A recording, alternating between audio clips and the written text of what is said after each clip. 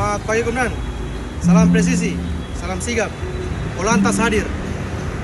Assalamualaikum warahmatullahi wabarakatuh. Saya Bribtu Didan Mauluto, anggota Satlantas Polres Bone Bolango, izin menyampaikan situasi arus salin pada hari ini, Minggu 24 Desember 2023, tepatnya dari Pos Pam Tapa Bone Bolango.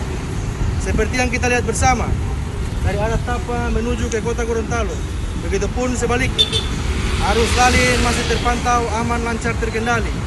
Untuk kendaraan didominasi oleh roda 2, roda 3, dan roda 4. Saya menghimbau kepada pengguna jalan untuk selalu mengutamakan keselamatan berlalu lintas dan selalu menaati peraturan berlalu lintas. Demikian yang bisa saya sampaikan. Salam presisi, salam sigap. Polantas hadir. Assalamualaikum warahmatullahi wabarakatuh.